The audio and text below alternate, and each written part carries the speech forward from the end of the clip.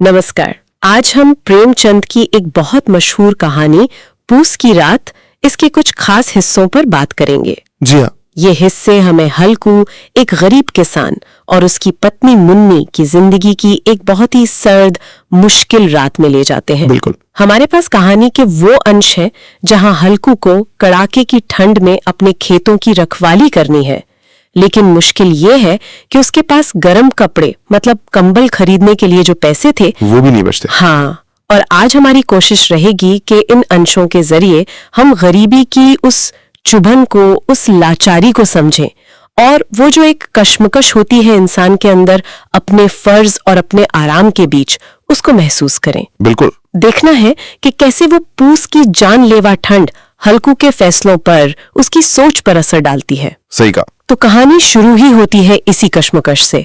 हल्कू आता है अपनी पत्नी मुन्नी के पास। सहना मतलब जो महाजन है उसके लिए पैसे मांगता है। हाँ। वही 3 रुपए जो उन्होंने बड़ी मुश्किल से कंबल के लिए बचा कर रखे थे। और मुन्नी का जो जवाब है उसमें गुस्सा भी है, दर्द भी। वो कहती है 3 ही रुपए हैं, दे दोगे तो कंबल कहाँ से आवेगा, माघ पूस की रात हार में कैसे कटेगी। हाँ, उसका सवाल बिल्कुल सीधा है। वो तो यहाँ तक कहती है कि भाई ये खेती छोड़ो, मजूरी कर लो, कम से कम पेट भर रोटी तो मिलेगी, किसी की धौंस तो नहीं सहनी पड़ेगी। वो एकदम अड़ जाती है, मैं रुपए ना दूंगी ना दूंगी।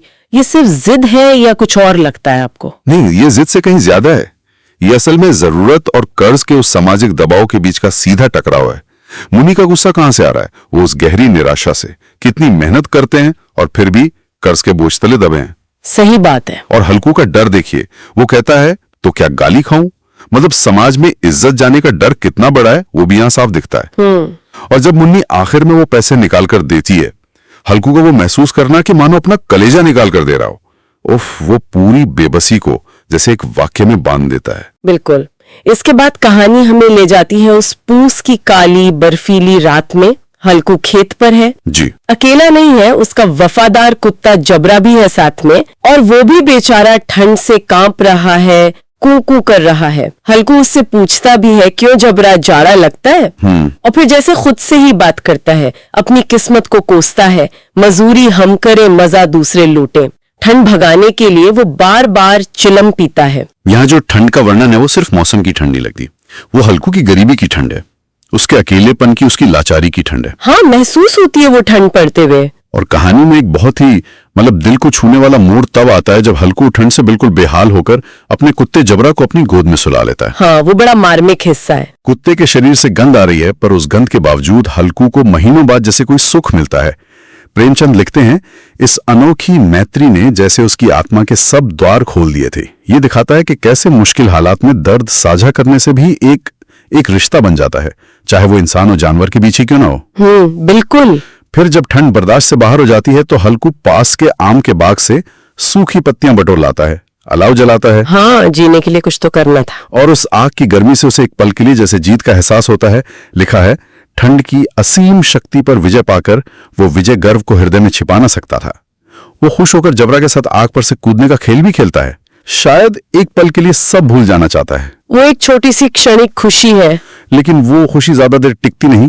तभी जबरा खेत की तरफ भागता है और जोर जोर से भौंकने लगता है। जी। हल्कू को आवाज आती है चरने की, नील गायों की। जानवर खेत में घुसाए हैं, फसल चर रहे हैं, उसकी सारी मेहनत। हाँ, और यही कहानी का सबसे अहम, सबसे निर्णायक मोड़ आता है। हल्कू जानता है कि उसे उठना चाहिए, जानवरों को भगाना चाहिए। हाँ, उसे पता है। वो कोशिश भी करता है, 2-3 कदम चलता भी है, पर तभी हवा का एक ठंडा, बर्फीला, एकदम सुई की तरह चुभने वाला झोंका आता है। और वो उसे वापस आग के पास बैठने पर मजबूर कर देता है। प्रेमचंद का वो वाक्य, अकर्मण्यता ने रस्सियों की भांति उसे चारों तरफ से जकड़ रखा था, जैसे वो हिल ही नहीं सकता। हाँ, मतलब वो कुछ कर न पाने की हालत में है, जैसे बंध गया हो।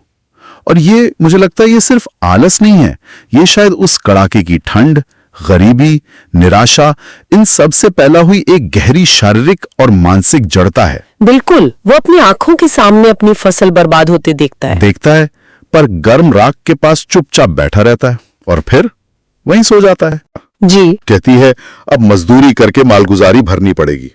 उसका दुख और चिंता बिल्कुल वाजिब है। हाँ, लेकिन हल्कू हल्कू के चेहरे पर दुख नहीं है, वहां एक अजीब सी खुशी है, एक संतोष है। हाँ, ये बहुत चौंकाता है। और उसका जो आखिरी वाक्य है वो जैसे पूरी कहानी का सार है। वो कहता है, रात की ठंड में यहां सोना तो ना पड़ेगा। क्या मतलब निकाला जाए इसका? हार मान ली उसने? ये हार है या उस रोज रोज की जो पीड़ादायक जिम्मेदारी थी उससे एक तरह की मुक्ति का एहसास है। ये अंत बहुत परेशान करता है। ये दिखाता है कि कभी कभी पूरी तबाही भी एक तरह की राहत बन सकती है, खासकर तब जब इंसान बिल्कुल टूट चुका हो। शायद वो उस रोज की ठंड में दोबारा सोने की कल्पना से ही इतना डरा हुआ था। तो पूस की रात के ये हिस्से हमें हल्कू की बेबसी, उसके अंदर का वो संघर्ष और आखिर में वो अजीब सी विरोधाभासी संतुष्टि दिखाते हैं। फसल बर्बाद हो गई, लेकिन ये नुकसान भी उसे उस रात की भयानक ठंड में दोबारा खेत पर सोने की मजबूरी से ज्यादा बड़ी राहत लगता है। हाँ, और ये हमें सोचने पर मजबूर करता है, क्या ये सिर्फ एक किसान हल्कू की कहानी है या ये उन सभी लोगों की कहानी है जो निराशा और मुश्किल हालात के बोझ तले किसी तरह जी रहे हैं, जिनके लिए कभी कभी नुकसान भी एक राहत जैसा महसूस हो सकता है। ये सवाल शायद कहानी के अंत से भी ज्यादा बड़ा है।